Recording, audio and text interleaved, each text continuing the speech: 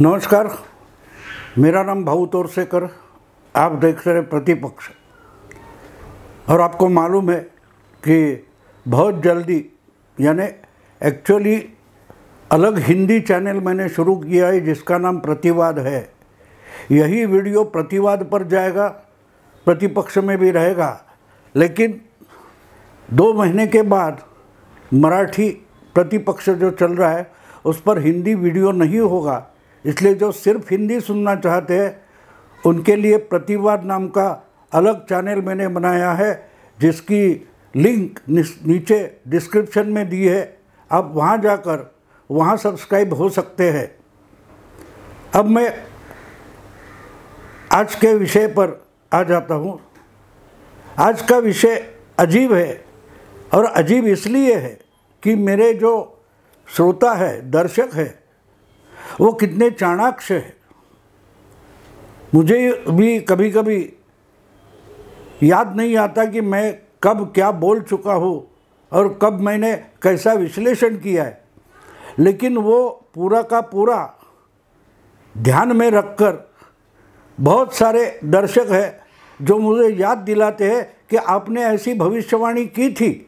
मुझे भी आश्चर्य लगता है। एक ऐसे ही दर्शक है जिन्होंने मुझे मेरे ही 4 महीने पुराने एक वीडियो की लिंक भेज दी। 8 मार्च 2024 को मैंने प्रतिपक्ष में एक वीडियो डाला था कि अकेली कांग्रेस भी नरेंद्र मोदी को रोक सकती है। ये वीडियो मैंने, उसका जो हेडिंग था, शीर्षक था, वो ऐसा था कि अकेली कांग्रेस भी बीजेपी को या मोदी को रोक सकती है। मैं भूल गया था, ये वीडियो मैंने बनाया था, लेकिन किस ढंग से रोक सकती है, ये जो विश्लेषण मैंने किया था, चुनाव के नतीजे आए हैं, परिणाम आए हैं, तो बिल्कुल उसी ढंग से बीजेपी और मोदी का बहुमत रोका गया है। लेकिन ऐसा कांग्रेस करेगी ये मुझे मालूम नहीं था, या ऐसा ही होगा ये भी मुझे मालूम नहीं था। मैंने एक आइडिया पेश की थी कि कांग्रेस पार्टी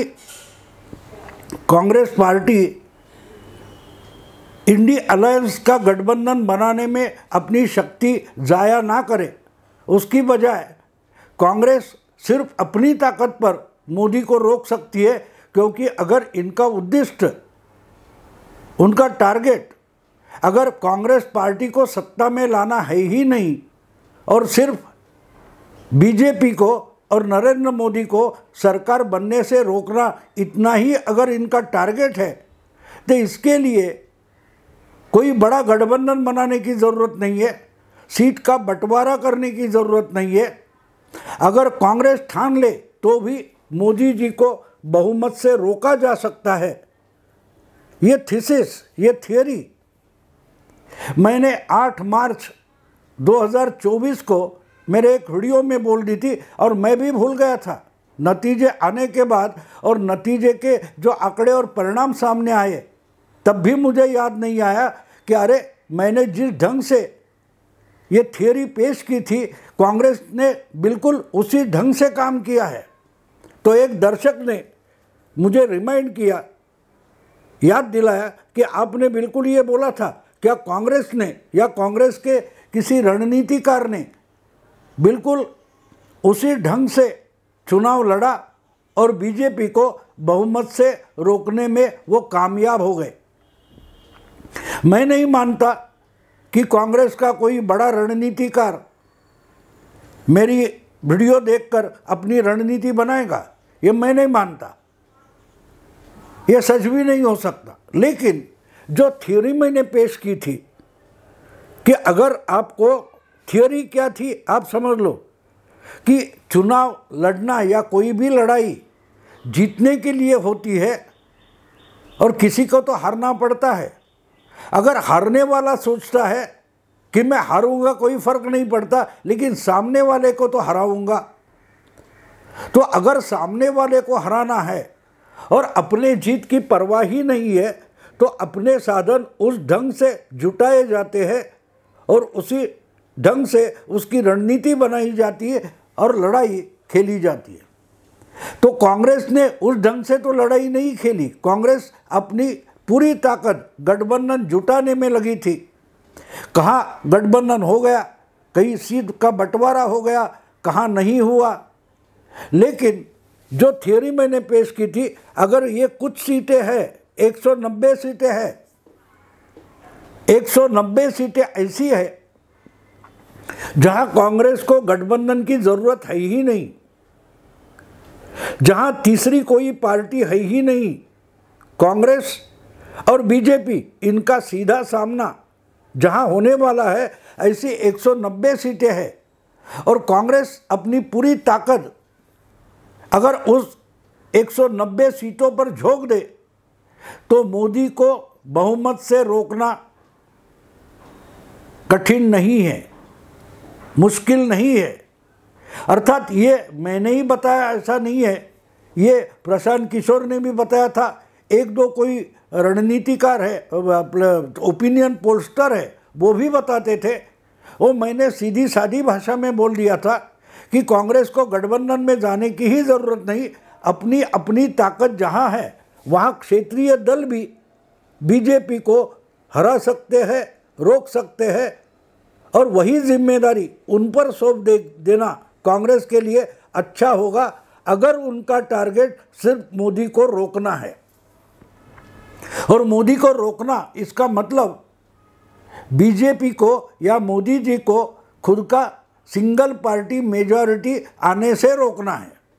और अगर सिंगल पार्टी मेजॉरिटी नहीं होगी तो मोदी जी कंफर्टेबली आसानी से सरकार नहीं चला सकते, उनको मित्र दलों पर भरोसा रखकर चलना पड़ेगा। और इसलिए अगर कांग्रेस को जीतना नहीं है, सरकार बनाने ही नहीं है, तो क्या करना है? ये 190 सीटें हैं। 2019 के चुनाव में 190 सीटें ऐसी थी, मानो 200 सीटें ऐसी थी कि 190 में बीजेपी ने 175 सीटें जीत ली थी और कांग्रेस को सिर्फ 15 सीटें मिली थी, जहां तीसरी पार्टी कोई नहीं थी। सीधा साधा मुकाबला था, बिल्कुल सीधा मुकाबला था। तो 190 सीटों पर दूसरी किसी भी पार्टी की मदद कांग्रेस के लिए ज़रूरी नहीं थी। कांग्रेस अपनी ताकत पर बीजेपी से टक्कर ले सकती थी और जितनी ताकत जोर से लगाएंगी उतनी ताकत कांग्रेस को हरा सकती थी, अब बीजेपी को हरा सकती थी। तो उतनी सीटें 175 से कम होती है। बीजेपी के पास 303 सीटें थी, मानो 300 सीटें थी, तो 125 सीटें ऐसी थी 2019 में, जहां कांग्रेस का मुकाबला नहीं हुआ था सीधा, और दलों को हराकर बीजेपी जीत गई थी। लेकिन 175 सीटें ऐसी थी कि बीजेपी ने कांग्रेस को हराया था और सीधा मुकाबला था। तो अगर कांग्रेस अपनी पूरी ताकत उन 190 सीटों पर लड़ाती है और 15 सीटें जीतने के बजाय 50 या 60 सीटें जीत लेती है, तो बहुत बड़ा फर्क होगा। और ये सीटें वेस्टर्न और नॉर्थ इंडिया में है। अब देखो, वेस्टर्न इंडिया में महाराष्ट्र आता है, जहां कांग्रेस बीजेपी ने 14 सीटें गंवाई।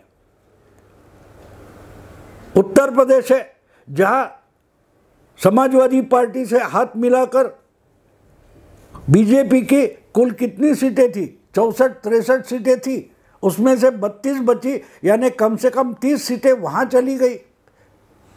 राजस्थान में 11 सीटें चली गई। तो हम इकट्ठा कर लेते हैं, तो जहां कांग्रेस और बीजेपी का सीधा मुकाबला हम मानते हैं, ऐसी कम से कम 60 सीटें बीजेपी ने इस चुनाव में गंवा दी और उनकी मेजॉरिटी चली गई। भले उनका ओडिशा में अच्छा प्रदर्शन रहा, आंध्र प्रदेश में और तेलंगाना में अच्छा प्रदर्शन रहा, तो ये कहने का मतलब ये है कि मैंने थियोरी पेश की थी, ना कि रणनीति पेश की थी, लेकिन कांग्रेस जिस ढंग से लड़ी उसने अपनी आधी से ज़्यादा ताकत गठबंधन बनाने में और चलाने में लगा दी थी। अगर वो भी ताकत यानी पूरा ध्यान अगर इस सीधे मुकाबले वाले 190 सीटों पर लगाया होता तो बीजेपी की संख्या और घटकर 200, 210, 220 तक आकर रुक जाती, और उतना ही नुकसान अगर हो जाता तो एनडीए भी 292 की जगह 270, 275 तक आकर रुक जाती।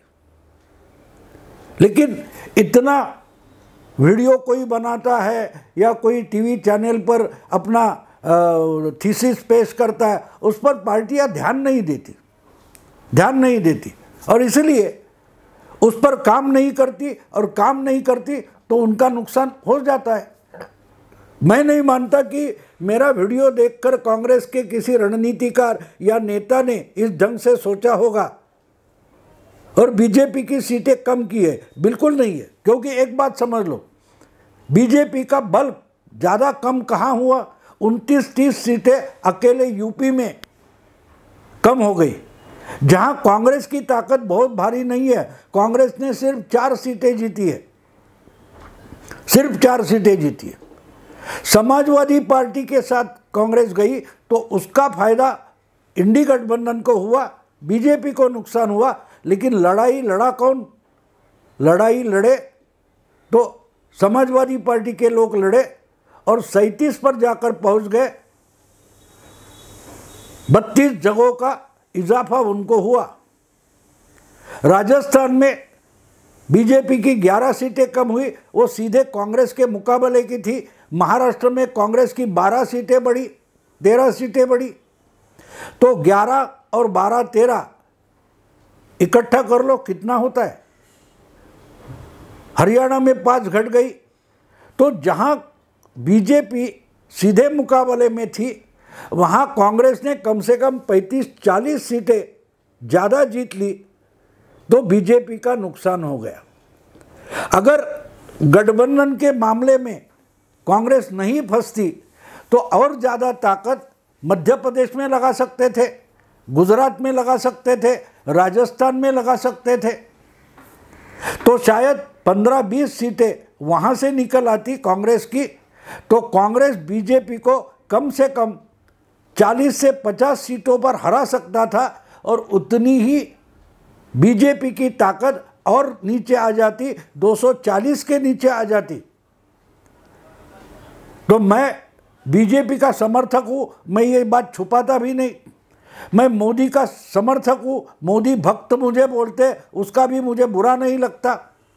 फिर भी मैंने कांग्रेस की ताकत कहाँ हो सकती है, कांग्रेस ये लड़ाई कैसे लड़े, इसके बारे में मैंने सीधी सीधी बात बोल रही थी, एक थियरी पेश की थी। तो वो थियरी जब मैं पेश करता था तो बीजेपी हार जाए ये मेरा दिमाग का मकसद बिल्कुल नहीं था। बीजेपी हारे ये मुझे अच्छा नहीं लगता। फिर भी बीजेपी कहाँ हार सकती है, बीजेपी कांग्रेस के सामने कहाँ दुबली है, दुर्बल है, ये बताने की कोशिश मैंने की थी। तो एक जगह मैं कांग्रेस को सलाह दे रहा था, तो उसका मतलब मैं बीजेपी को भी सलाह दे रहा था कि सोचिए, अगर कांग्रेस अपनी बाकी गठबंधन की झंझट छोड़कर सिर्फ 190 या 200 सीटें जहां सीधा मुकाबला है वहां बीजेपी के साथ पूरी ताकत झोंक कर लड़ेगी, तो बीजेपी को धोखा हो सकता है। ये भी मेरे थियरी का मतलब था। क्या कांग्रेस ने सही सुना? मैं नहीं मानता। बीजेपी वालों ने भी नहीं सुना होगा, यानी बीजेपी के जो समर्थक है वो शायद सुनते होंगे, लेकिन बीजेपी के रणनीतिकार जो है, जो लड़ाई की अपनी दिशा और पॉलिसी नीति तय करते हैं, उन्होंने भी मेरी तरफ ध्यान नहीं दिया होगा। वरना जहां धोखा है वहां वो संभलने की कोशिश करते, लेकिन नहीं हुई। इसीलिए तो यूपी में जिस ढंग से बीजेपी ने 37 सीटें मेरा ख्याल है 32-34 सीटें गंवाई। तो क्यों गंवाई? 64 से 32 तक आ गए। इसका मतलब 32 सीटें अकेले यूपी में बीजेपी ने गंवाई। तो वो जा सकती है अगर सीधा मुकाबला हो तो। और इस बार यूपी में भी सीधा मुकाबला हुआ। ना मायावती ना कांग्रेस और अखिलेश इकट्ठा हुए थे। 16 और 64 सीटों पर लड़ रहे थे। यहाँ इसका सपोर्ट, वहाँ उसका सपोर्ट, तो सीधा मुकाबला ही था। तो जहाँ सीधा मुकाबला होता है वहाँ सावध रहना ज़रूर होता है। और बीजेपी वही बात भूल गई थी कि हम मोदी को लाएंगे, मोदी की रैली होगी, मोदी का रोड शो होगा, मोदी की मीटिंग होगी, बस बात खत्म, हम जीत गए। जहाँ सीधी लड़ाई होती है वहाँ आपको बड़ी मेहनत करनी पड़ती है, बड़ा संघर्ष करना पड़ता है। ये बीजेपी के लोग इस वक्त भूल गए थे। और इसलिए थ्योरी सीधी थी कि हर कोई क्षेत्रीय पार्टी जो है, बंगाल में ममता हो, बिहार में लालू प्रसाद की पार्टी हो, तमिलनाडु में स्टालिन की पार्टी हो, महाराष्ट्र में उद्धव और शरद पवार हो। इस ढंग से अगर कांग्रेस क्षेत्रीय दलों को साथ रखती लेकिन अपने आप लड़ने के लिए छोड़ देती तो कांग्रेस बीजेपी का बहुत बड़ा नुकसान कर सकती थी, जितना वो कर नहीं पाई। क्योंकि जो अभी हम देखते हैं कुछ 47 सीटें कांग्रेस की बढ़ी है, वो और 20-25 बढ़ सकती थी अगर बाकी राज्यों में जहां ताकत भी नहीं है वहां लड़ने के लिए कांग्रेस जो मेहनत कर रही थी वो मेहनत अगर सीधे मुकाबले में आ जाती तो इससे बड़ा फर्क हम देख सकते थे। ये अर्थात थियरी थी, मैंने कुछ मेरा विश्लेषण रखा था, लेकिन वो सही हो गया। मुझे अजीब ये लगता है कि चुनाव के नतीजे देखने के बाद, वो आंकड़े देखने के बाद मुझे भी याद नहीं आया कि अरे मैंने जो पहले से बोल रखा था बिल्कुल उसी ढंग से तो हो गया। ये मेरी दिमाग में नहीं आया, लेकिन मेरे जो दर्शक है, मेरे जो श्रोता है, उनके मैं आभार मानता हूँ कि मैंने जो बोला है वो इतना परफेक्टली ध्यान में रखते हैं कि मेरा ही वीडियो उसकी लिंक पकड़कर मुझे भेज देते कि देखो आपने तो ऐसा होगा, ये बताया भी था कि अकेले कांग्रेस मोदी को रोक सकती है। ये मेरा हेडिंग था, शीर्षक था, कितना स्पष्ट था। और हम ये चुनाव देखे, ये चुनाव के नतीजे देखे तो बीजेपी के सीटें जितनी घटी है उसमें से सबसे बड़ा हिस्सा कांग्रेस लेकर गई है। कांग्रेस की 47 सीटें बढ़ी है और बीजेपी की 61 सीटें घटी है, 61 या 62। तो 62 का 75% 46-47 होता है। तो अकेले कांग्रेस ने ही मोदी जी को और बीजेपी को बहुमत लाने से रोक दिया है। और वही तो उनका टारगेट था, कांग्रेस को सत्ता में लाना, कांग्रेस का सरकार बनाना। ये सब प्रचार में बोला जाता था, इंडिया अलायंस का, कांग्रेस का सरकार। लेकिन असलियत ये थी कि मोदी जी को बड़े भारी बहुमत से और छोटे बहुमत से भी रोकना है, 272 के नीचे रोकना है। और 30 सीटें अगर कम हो गई तो वो उन्होंने अपना टारगेट पाया, अपना लक्ष्य पा लिया, ये तो मानना पड़ेगा। लेकिन इसमें बाकी सब पार्टियों का योगदान भी है, लेकिन कांग्रेस का जितना योगदान है, कांग्रेस का योगदान इससे भी ज़्यादा हो सकता था अगर बिहार में, बंगाल में या और कहीं महाराष्ट्र में हो या उड़ीसा, आंध्र वगैरह में हो। अगर उतनी ताकत ना लगाकर इन सीधे मुकाबले वाले 190 सीटों पर कांग्रेस अपनी ताकत लगा देती तो कांग्रेस की बीजेपी की और कम से कम 15-20 सीटें घट जाती थी। तो जो 50-60 सीटें बीजेपी के कम करना, मतलब उनको मेजॉरिटी से रोकना, ये मेरी थियरी थी और एक दो सेफोलॉजिस्ट की थी, वो सही पा जाती और तीसरी बार मोदी जी को प्रधानमंत्री बनने से रोका जा सकता था। बीजेपी को और मोदी जी को तीसरी बार सरकार बनाने से अकेली कांग्रेस रोक सकती थी, लेकिन उन्होंने उधर शायद उतना ध्यान नहीं दिया। इसलिए तो मोदी जी तीसरी बार आराम से सरकार बना पाए, प्रधानमंत्री हो पाए। दोस्तों, अगर ये वीडियो आपको पसंद आए तो लाइक कीजिए, शेयर कीजिए, सब्सक्राइब कीजिए और डिस्क्रिप्शन में प्रतिवाद का जो लिंक दिया है वहाँ भी जाकर आप वहाँ सब्सक्राइब कर सकते हैं। नमस्कार।